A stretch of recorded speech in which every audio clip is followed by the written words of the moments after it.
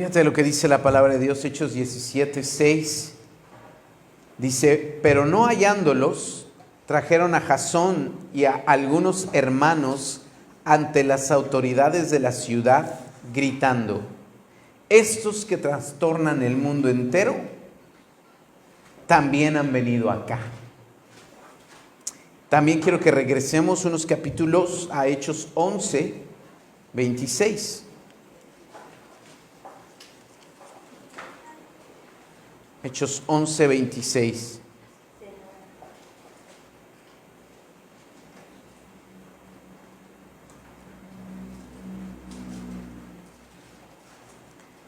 Dice así, y se congregaron allí todo un año con la iglesia y enseñaron a mucha gente, y a los discípulos se les llamó cristianos por primera vez en Antioquía. ¿Podemos orar? Amado Señor, quiero poner la vida de tu iglesia, quiero poner, Señor, nuestra mente, nuestro corazón en tus manos, para que tú nos hables hoy y que podamos recibir tu palabra y con entendimiento, Señor, poder nosotros atesorar lo que tú hablas, que sea un rema en el corazón. Esto es una palabra personal, una palabra viva para nosotros, en la situación que vivimos, en las circunstancias que cada uno enfrenta, y que sea esta palabra una luz, que sea esta palabra agua y pan para el que tiene hambre y sed. En el nombre de Jesús, háblanos y edifícanos, y sea tu voz escuchada en nuestra mente y corazón. En el nombre de Jesús. Amén. Muy bien. Hemos hablado muchas veces acerca de los primeros cristianos. Nosotros tenemos muy claro, y hoy se le llama a los seguidores de Jesús cristianos. No así en el principio. En el libro de los Hechos se habla más de 200 veces a los seguidores de Jesús como discípulos. Y cristianos solamente se mencionan 3-4 veces. Se les llamó cristianos por primera vez en Antioquía. Y sabemos por qué. Porque estaban aludiendo que esas personas a las cuales le estaban llamando cristianos, que leímos aquí en Hechos 11, se parecían a Cristo. Por eso les dijeron cristianos. Pero esas personas a las cuales se refirieron eran los seguidores de Jesús. No solo los 12 apóstoles. Si tú lees y te acuerdas del libro de los Hechos, y yo te animo a leer el contexto del capítulo 11, del capítulo 17, es el apóstol Pablo haciendo viajes misioneros. Y el apóstol Pablo llega a una ciudad primero en Antioquía. Ahí predica la palabra, la gente empezó a creer y a seguir a Jesús, y todo ese grupo de creyentes, también llamados creyentes, ahí el apóstol Pablo se queda un año para estarles enseñando. Y en ese lugar es por primera vez como que se les llamó cristianos. En el capítulo 17, el apóstol Pablo viajando por Asia y llegando, en este caso, a Grecia, en una ciudad llamada Tesalónica, empezó el cristianismo, por así decirlo, los discípulos de Jesús a multiplicarse. ¿Cómo se multiplica un cristiano? ¿Cómo le haces? ¿Se mojan y salen más? No, esos eran los gremlins, ¿no? ¿Cómo multiplicas un cristiano? Porque el cristiano verdadero se multiplica. Hay algo interesante. Nosotros, y hablábamos en la mañana, como cristianos estamos en una carrera, estamos en un viaje para parecernos a Cristo. Pero si tú no conoces a dónde vas, no puedes llevar a nadie. Esa es una verdad.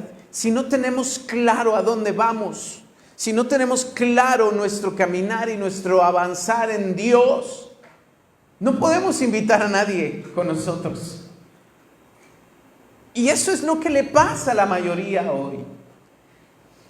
No tiene claro lo que es ser creyente, lo que es ser discípulo. Y por eso no invitamos a nadie. Y no estoy hablando de invitar a alguien a la iglesia. Eso es lo de menos. Estoy hablando de invitar a alguien a caminar contigo hacia donde vas. ¿A dónde vas? Pregúntale al que tienes al lado, ¿a dónde vas? Pues no sé, terminando, no sé, a mi casa o a comer o a la playa. ¿A dónde vamos, iglesia? ¿Hacia dónde nos estamos dirigiendo? Y ese es el punto. A veces ni siquiera sabemos a dónde nos dirigimos. Por eso no invitamos a nadie a caminar con nosotros. Pero los primeros creyentes tenían súper claro hacia dónde iban. ¿Sabes a dónde iban? A la cruz. Ay, no, ahí no me gusta. Iban al reino de los cielos. Iban a ser como Cristo y diferentes cosas que vamos a tratar de hoy ver. Pero si no tenemos claro esto, no podemos invitar a nadie. Pero los primeros creyentes era tan claro en su vida que podían seguir adelante, invitaban a otros, no nada más a reuniones, a cultos, porque a veces nosotros eso es lo que consideramos que es evangelizar, invitar a alguien a la iglesia. Pero eso no es evangelizar. ¿Sabes? Nosotros también necesitamos ser evangelizados. Dios nos ha salvado. ¿Cuántos hemos sido salvados por Cristo? Pero ¿sabes que también nos sigue salvando? Él nos sigue salvando de nosotros mismos, porque nosotros somos nuestro peor enemigo. Y Él nos salvará en un futuro, porque seremos glorificados de este cuerpo de muerte. Y todavía viene allá adelante parte todavía de la redención. Pero hay cosas que nosotros no están claras. Y entonces, como no están claras, nuestro caminar es dudoso, inseguro e incierto. A diferencia de estos creyentes que se multiplicaban como palomitas en el cine. De verdad, tanto era la multiplicación de ellos que en Tesalónica el apóstol Pablo predicando, había tal alboroto porque estaban llegando a la fe en Cristo. Y fueron a buscarlos, estaban buscando a Pablo, estaban buscando ahí me parece que era Silas también acompañándolo. Y como no los encontraron, porque Dios permitió que esa multitud que iba agresiva a traer a Pablo para matarlo, no los hallaron, pero se encontraron a uno que en su casa tenía reuniones y él se llamaba Jasón. Y lo toman y lo llevan a la plaza, lo avientan ahí y dicen, estos que también están trastornando el mundo, ahora están aquí, en nuestra ciudad. Los veían como una amenaza.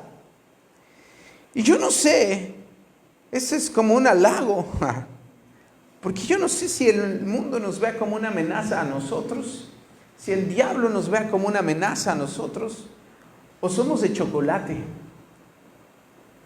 Cristianos de chocolate. Ese es mi tema.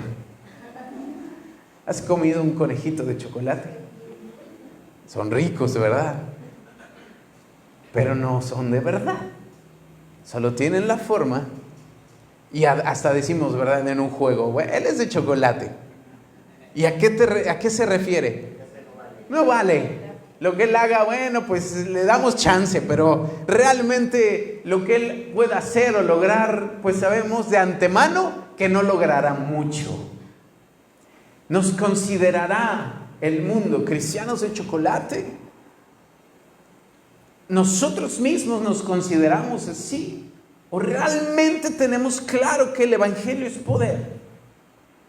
¿Cuál es la diferencia que haya cristianos en Cancún? ¿Cuál es la diferencia que haya cristianos en el mundo? Actualmente, ¿hay una diferencia o no la hay? Yo creo que sí la hay, pero nos hace falta poner manos a la obra. A mí me sorprendió, y lo digo para mal porque ahora estamos incluidos ahí, cuando llegamos a la ciudad de Cancún, porque seguros estamos que Dios nos trajo aquí. Yo creía que no había mucho cristianismo. Yo pensé por el nivel de maldad y de tinieblas y de oscuridad. Malamente, equivocadamente, a veces uno juzga y dice, ay, yo creo que no hay muchas iglesias, no hay muchos, porque a veces pensamos también eso. Calificamos las iglesias y decimos eso. Si hay muchas iglesias, hay mucho cristianismo. No necesariamente, porque puede haber muchas iglesias y no mucho cristianismo. Me explico, puede haber mucha gente en una iglesia y no mucho es cristiano. Y nos incluimos allí, ¿verdad? O sea, para analizarnos y no juzgar a otros. Pero yo llegué y pensaba, no, pues yo creo que no hay tantos. Y empecé a relacionarme un poquito con la Asociación de Asuntos Religiosos de la ciudad. Cuando me di cuenta, aparentemente, ¿sabes? En las estadísticas de Cancún, el 80% de la gente en Cancún es cristiana. En las estadísticas del municipio, el 80% de la gente es cristiana. Y cuando vi eso dije, no,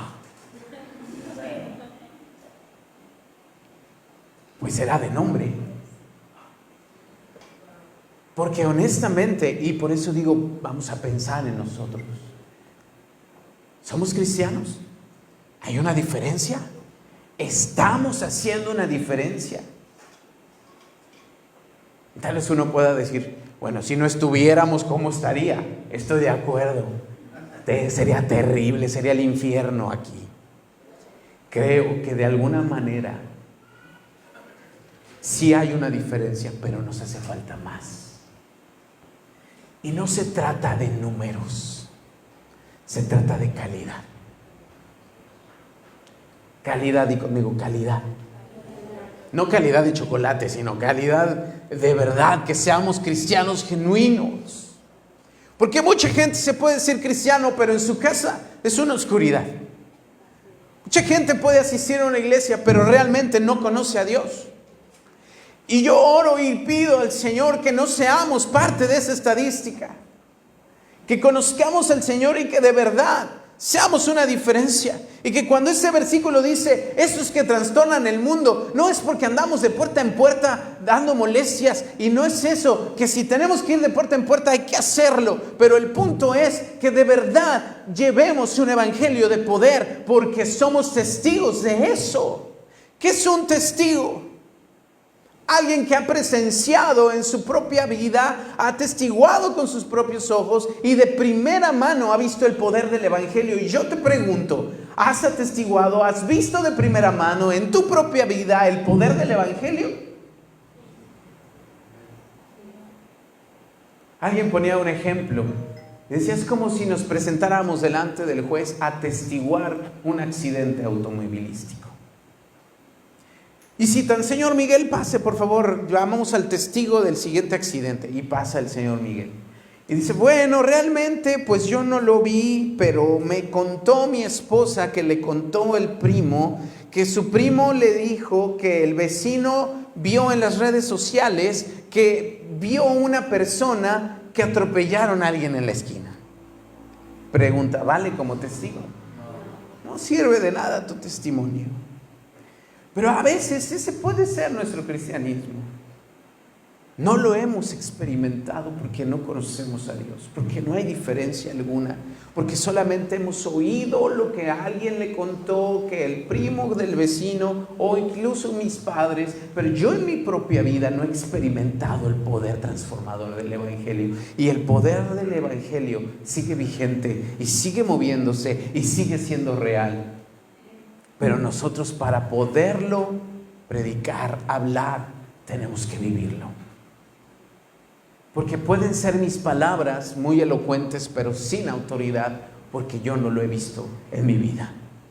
No ha cambiado mi vida, no ha cambiado mi familia, no ha cambiado mi carácter, sigo igual. Y entonces al hablarlo no tiene ningún peso y no trastorna nada.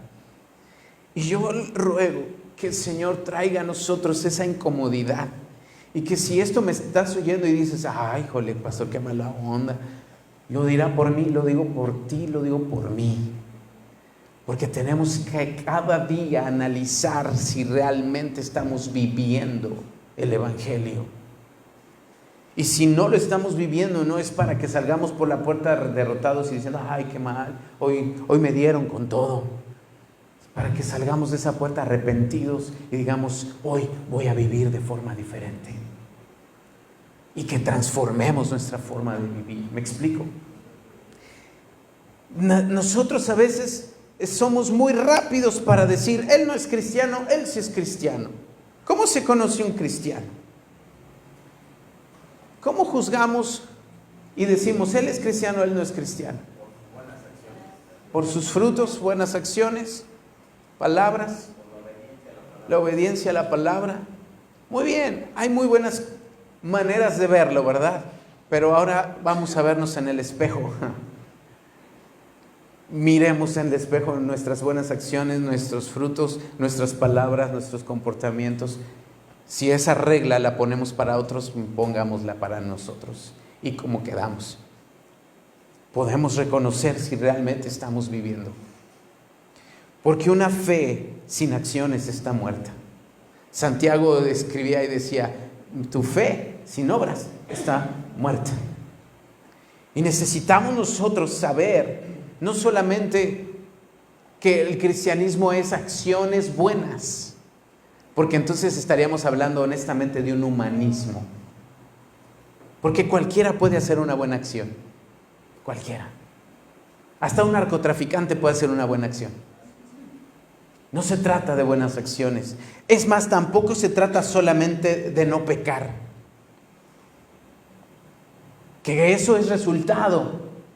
Pero alguien que se esfuerza por no pecar solamente, no necesariamente es un cristiano.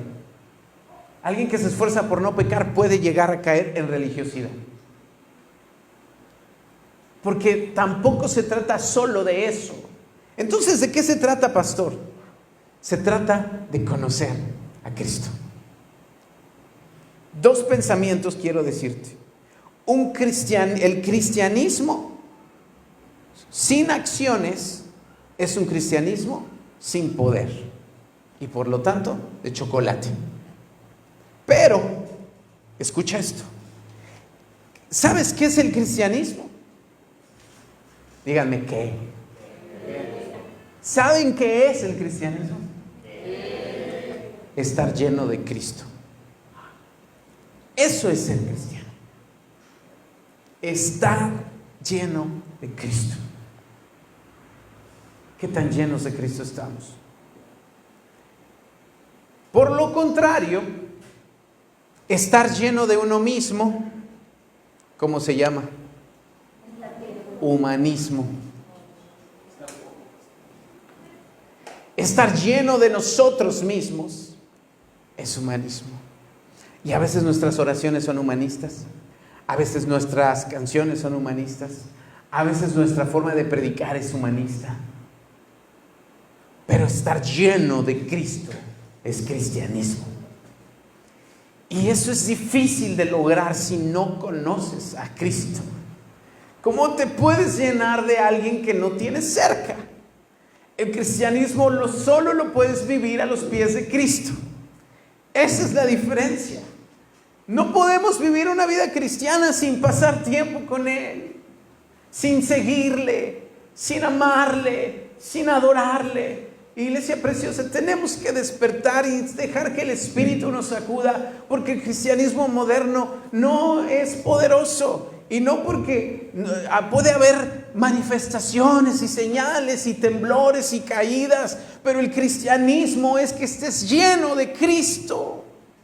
Que aquí adentro de ti Cristo abunde en abundancia. Se llama un pleonasmo, ¿no? Que Cristo esté llenando tu boca, tu pensar. Eso es ser cristiano. Y eso es lo que Dios desea de nosotros. No solamente buenas acciones basadas en que Cristo está llenándonos. No solo no pecar, sí, no pecar, pero porque tienes una relación y estás lleno de Cristo Jesús. Llénate de Él. Esta casa, esta iglesia, yo amo esta iglesia y creo en esta iglesia. Yo creo en ustedes. Dios cree en ustedes. ¿Tú crees en ti? Yo creo en Dios. El Señor te ha mirado y confía en nosotros. Pero sabes, esta iglesia tiene que ser cristocéntrica. no humanista. Y no estoy diciendo que no importes. Sí importas, importa tu necesidad, importa cómo te sientes, importa tus crisis, importan tus procesos, sí. Pero Cristo siempre tiene que ser primero que tú.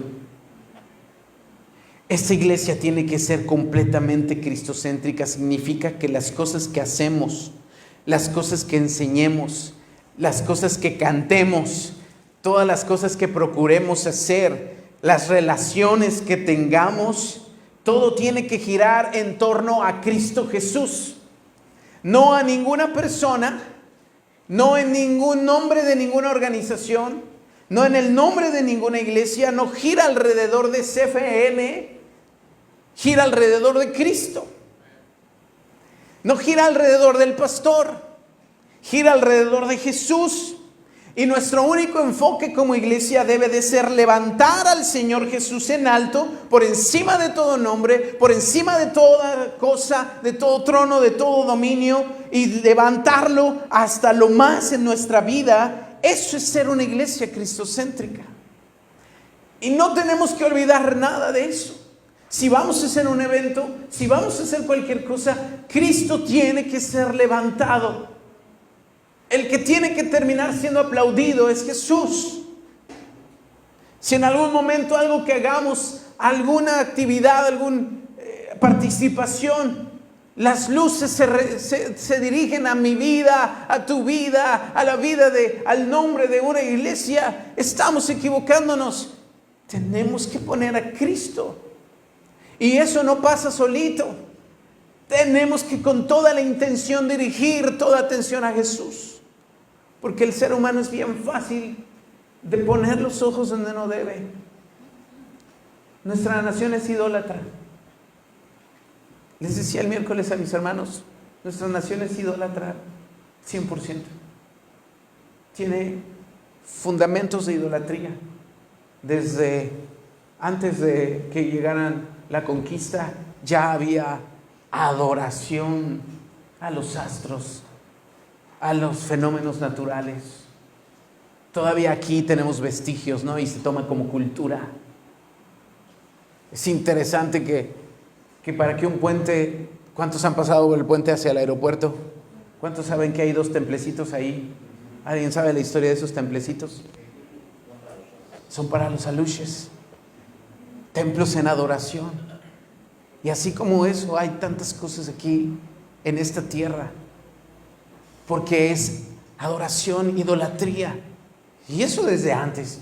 Y ahora también sigue habiendo mucha idolatría. El problema es que el cristiano ya no es idólatra, ¿verdad? Bueno, no el problema, sino a veces el problema es que el cristiano sigue siendo idólatra.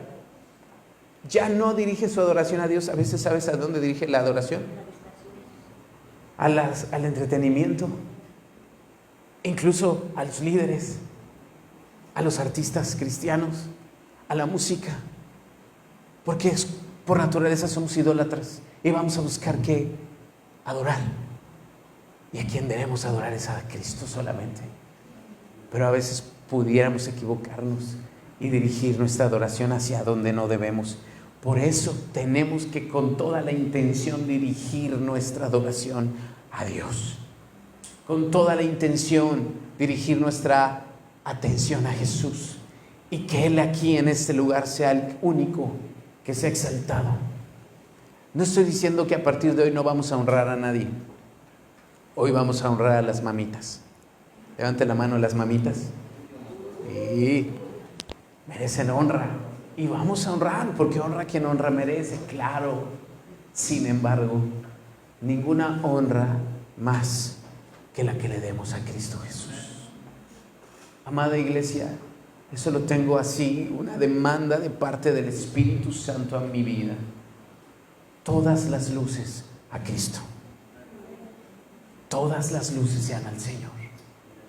Si vamos a tener un tiempo de adoración, todas las luces van a ser a Cristo.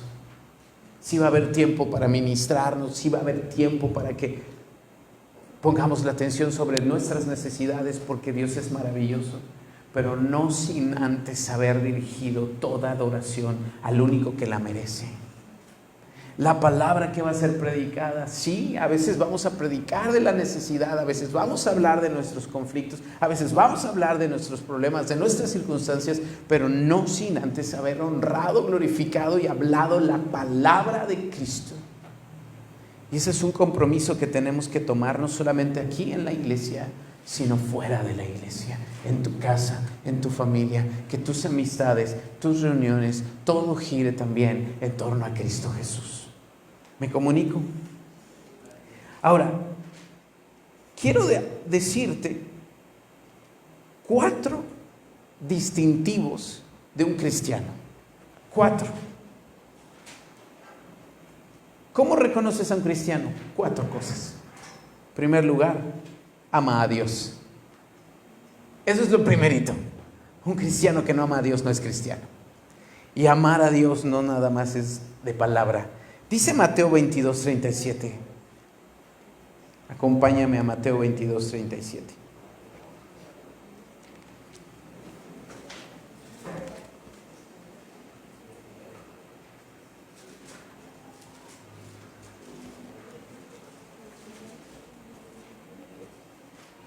Dice, Jesús le dijo, amarás al Señor tu Dios con todo tu corazón, con toda tu alma y con toda tu mente. Este es el primero y grande mandamiento. Y el segundo es semejante, amarás a tu prójimo como a ti mismo. De estos 2 mandamientos depende toda la ley y los profetas. Si un cristiano se parece a Cristo, ¿sabes qué hacía Cristo? Amaba al Padre sobre todo. Por lo tanto, el amor de Cristo por su Padre le llevaba ¿a qué? A obedecerlo. Por ahí dijeron la obediencia. Por eso Él dice, si me amas, guarda mis mandamientos. Ese es el que me ama, dijo el Señor. El Señor Jesús obedecía a su Padre porque lo amaba. Y si tú y yo somos como Cristo, amamos a Cristo y amamos al Padre, y por lo tanto obedecemos. Nadie que no obedece a Cristo y a sus mandamientos puede decir que ama al Señor. Y el primer distintivo de un cristiano, algo que tiene que caracterizarnos, algo que de verdad, porque decimos, la palabra dice, por sus frutos lo conoceréis. Pero ¿sabes cuál es el primer fruto que debe de distinguir a un cristiano? Que ame a Dios. Y el amor no es algo que surge por arte de magia. El amor se cultiva. El amor es algo que día a día tienes que trabajar. La comunicación, la cercanía, el abrir tu corazón, el corresponder. Él ya se dio por amor a nosotros. Él ya nos amó primero y por esa razón tú y yo podemos amarle. Eso es lo primero que tiene que venir a nosotros. Lo que distingue a un cristiano es que ama a Dios. Y yo pudiera preguntarte hoy, ¿de verdad, iglesia, amas a Dios? Y todos inmediatamente decimos, sí lo amo. Y yo preguntaría otra vez, ¿le obedeces? Y si decimos, pues no mucho, entonces se invalida lo primero que dijimos. Porque amar a Dios no solamente es de palabra, sino de hecho. Me estoy comunicando. Tenemos que trabajar en nuestro amor a Dios. ¿Cómo le hago, pastor? ¿Cómo le haces para amarlo? Porque está bien poder decir y reconocer, me falta amar a Dios. No amo a Dios como debiera. Es verdad. Levanten la mano los casados. ¿Aman a su esposa y a su esposo? Algo dice, ¿cómo llegaron a ese punto? ¿Cómo trabajaron ese amor? No lo sé. ¿Surgió de repente? Al principio fue romántico, pero después ya conocieron cómo son, de verdad. Pero sigue el amor, porque hay una decisión, porque hay intimidad, corazones abiertos, comunicación. cercanía.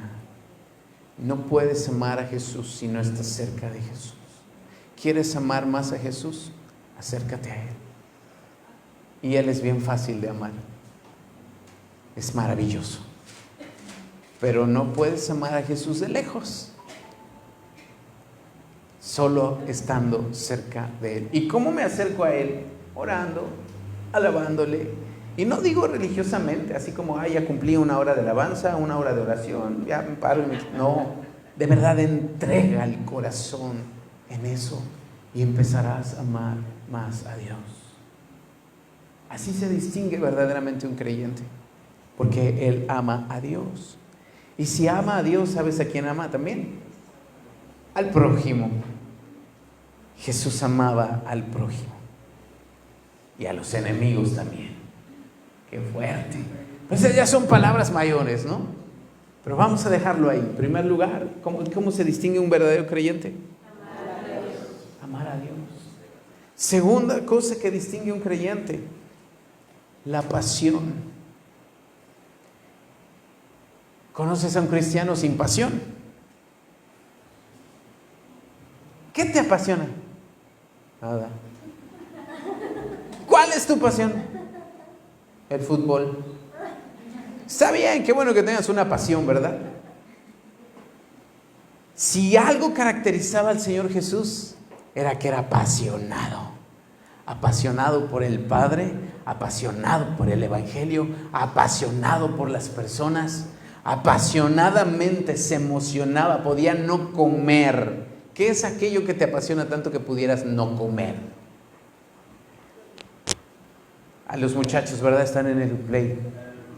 Vente a comer, ya está la comida servida, espérame. Están jugando, ¿verdad? Ya se enfrió, sí, ahí voy, ahorita la caliento. Qué bueno que hay cosas que te apasionen, pero esas pasiones están cerca o centradas en Dios. El deporte, no digo que eso sea malo, pero ¿qué cosas te apasionan hacia con Dios? Jesús podía no comer, podía no dormir, podía ir en un desierto, podía sentarse a las 11, 12 de mediodía a pleno sol para esperar hablar con una mujer que necesitaba de Dios. Juan capítulo 4, la mujer samaritana. Le apasionaba las multitudes, aún con cansancio. Imagínate atender miles y miles y miles en filas interminables para orar por ellos. Dime si no es pasión eso. ¿Le pagaban? ¿Era porque le dejaban ahí un recuerdito, le daban para la consulta? No, mera pasión. Su pasión le hacía que aunque estuviera agotado y aunque viniera de toda la noche en oración y aunque estuviera buscando escapar tal vez de la multitud para tener un poquito de descanso, aunque se topara la multitud enfrente, él los atendía, les enseñaba, les predicaba la palabra. ¿Qué te apasiona a ti? ¿En qué acciones se traduce tu pasión? Te voy a decir, principalmente hay dos cosas que le apasionaban a Cristo: el reino de Dios y discipular. El reino de Dios y discipular. Pudiéramos adoptar alguna de esas pasiones. Hay un libro que les recomiendo de Mariano Senewald que se llama Las pasiones del corazón de Dios. Recomendación de la semana. Acércate al corazón. Mariano Senewald, las pasiones del corazón de Dios. Amada iglesia, tenemos que decirle: Señor, apasioname. Si te apasiona la música, está súper bien, pero que te apasione adorar a Dios. Si te apasiona enseñar, si te apasiona leer, si te apasiona aprender, dirígelo a Dios. Dirige tus pasiones ahí. Porque un cristiano sin pasión es un cristiano apagado, y nadie que no esté apasionado quiere ser seguido. Yo no quiero seguir a alguien que no tenga pasión por algo. Pero si veo a un apasionado, no sé, por el fútbol, me apasiona tanto su pasión, me la contagia y sigues a esa persona. Pero ¿qué tan apasionado estás por Cristo? ¿Por qué nadie quiere seguir el Cristo que les predico? Pues porque ni a ti te apasiona, hijo. ¿Cómo, pues, alguien va a decir, wow, oye, eso que me estás diciendo, qué increíble? Ay, para la honra y para la gloria, me va bien mal, pero, ay, para la honra y para la gloria, aquí estoy, y Dios me sostiene. Yo nada más le digo, Señor, ven por mí. No, pues oyes eso y dices, no, gracias. ¿Cuál pasión? Ninguna. Pero ¿qué tal cuando le hablas de la serie de Netflix, no? Oye, ¿ya viste la nueva? Y no, la película de acá y ya la viste y está así y acá. No digas, ¿y qué sucede? Vamos a verla. Sí, la voy a ver, voy a llegar a mi casa, la voy a ver. Porque te apasiona algo. Pero te apasiona algo que tenga que ver con Dios.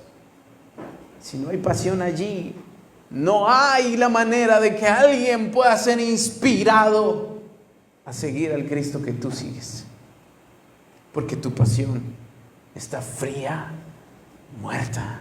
¿Me comunico? La gente seguía a Cristo porque estaba apasionado. Sus discípulos se apasionaban al verlo, decían, wow, qué fuerza tiene. No le puedo seguir el paso, pero lo hace y eso, wow, yo quiero eso. Pero tal vez nosotros, hoy en día, nuestra pasión por Dios, por el reino, por discipular, por orar, por la palabra está en menos 0 grados centígrados o menos todavía. Estamos congelados. Dios quiera que el calor de Cancún descongele nuestra pasión y nos lleve a apasionarnos por Dios. Pasión. Tercero, compasión. ¿Me ayudas, Brian, con guitarra? Compasión. ¿Sabes qué distingue a un cristiano? Que es compasivo. Un cristiano se nota porque es compasivo. Jesús vio una multitud. Él estaba enseñando, ya era tarde. Los discípulos le dijeron, oye, Señor, hay que despedirlos ya que se vayan, porque ya es tarde. Pero el Señor los miró y tuvo compasión. Mira, acompáñame a Marcos 6:34.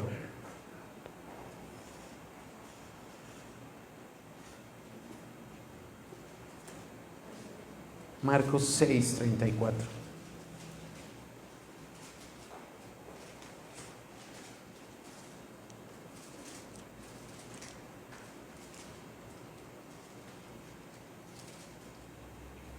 Dice, y salió Jesús y vio una gran multitud y tuvo compasión de ellos porque eran como ovejas que no tenían pastor, y comenzó a enseñarles muchas cosas. También Mateo 20:34 dice, entonces Jesús, compadecido, les tocó los ojos y enseguida recibieron la vista y le siguieron. Muchos versículos hay donde el Señor Jesucristo dice, y tuvo compasión, y al mirarlos tuvo compasión. A Jesús le distinguía la compasión que tenía por las personas. Tanto que podía decir, bueno, vamos a hacer un milagro y vamos a alimentar a 4,000, vamos a alimentar a 5,000, porque tuvo compasión. Ese milagro no lo hizo para que dijeran, van a creer en mí. Esta es mi oportunidad de ser rey. De hecho, si tú lees esa porción de las Escrituras, especialmente en Juan capítulo 13 narra cuando se hace la multiplicación, no, en el 4, la multiplicación de los panes. Pero dice la palabra que cuando vio esa multitud tuvo compasión y por eso los alimentó. Pero cuando la multitud hablaba de hacerlo rey, ¿sabes qué hizo él? Escapó. Porque él no hizo ese milagro para ganar gloria o prestigio. Él hizo ese milagro por una razón: compasión. La mayoría de los milagros que Jesús hizo fue por compasión. No fue solo para que, si hago ese milagro van a creer en mí. Créeme que la gente que no quiere creer ni con milagros cree. Puede tener un milagro frente a su nariz y ni así va a creer, ni así va a cambiar su corazón. Por eso el Señor llegó el momento en que dijo, no les voy a hacer ya más milagros. Punto. Porque alguien incrédulo, alguien que está duro, ni aunque hagas el milagro más grande, va a creer. Y a veces los cristianos somos así. Pero la compasión que él tenía le hacía hacer los milagros. Y un cristiano sin compasión pues no se parece a Cristo. A veces somos implacables. Ay no, pues es porque se portó mal, por pecador. Así debe ser. Y a veces nuestras palabras, nuestra forma de mirar es dura. A veces condenamos, juzgamos y no hay compasión allí. Pero el Señor tenía compasión. Ahora no estoy diciendo que toleres el pecado, no estoy diciendo que no confrontes. Sí, tenemos que hacerlo, es nuestra labor también, confrontar el pecado y decirle a la gente, estás pecando. El Señor no toleraba los pecados y no andaba, ay, no te preocupes, no pasa nada, tú sigue pecando, pero, ay, cómo te compadezco. No, Él los confrontaba, pero a Él veía a la gente con compasión. ¿Qué tanta compasión tenemos tú y yo por los demás? ¿Qué tanta compasión hay por la gente con la que nos cruzamos y nuestras vidas se topan? ¿Cómo manifestamos nosotros como iglesia la compasión? ¿Cómo nosotros como familia o como persona estoy mostrando la compasión que Dios pone en mi corazón por los perdidos a mi alrededor? No solamente debemos de decir, como Santiago dice, si hay alguien que tiene necesidad, no solo le digas, Dios te bendiga y te ayude. Si tienes que darle en tu mano. Compasión es necesaria. Y no solo para ayudar en lo económico, sino especialmente porque hay vidas que se están perdiendo en el infierno. Y a Jesús le movía la compasión. Esa es una característica, un distintivo de un cristiano. Un cristiano que no ama a Dios, un cristiano que no tiene compasión en su corazón y que no tiene pasión, pues realmente no se parece a Cristo. No sería cristiano, más bien es primo, no es hermano. 4 y último, ¿qué es lo que también distingue a un cristiano? Se llama sacrificio. Lucas 22, 42, acompáñame.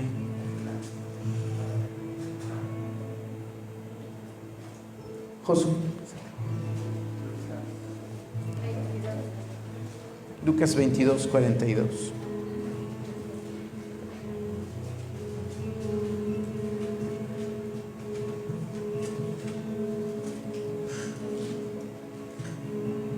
Diciendo, Padre, si quieres, pase de mí esta copa, pero no se haga mi voluntad, sino la tuya.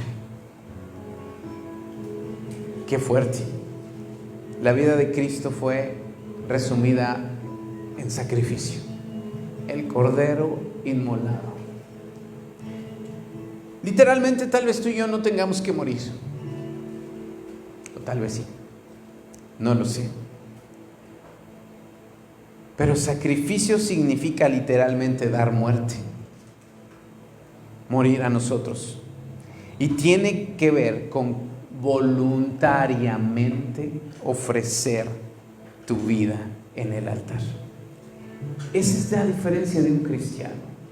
Por eso Jesús dijo, nadie me quita la vida.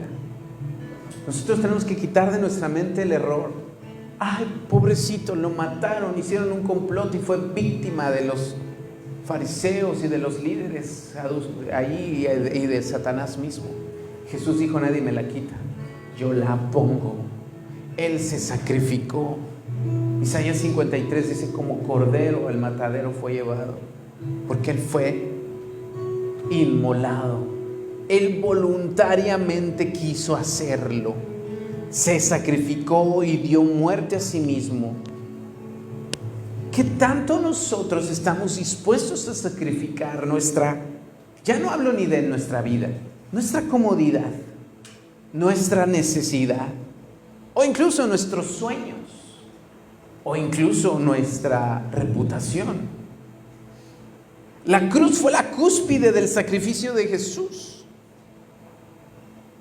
Él no comía por dedicar tiempo a las personas, caminaba de ciudad en ciudad sin importar el cansancio, dejó su casa, su mamá, sus hermanos, hermanas.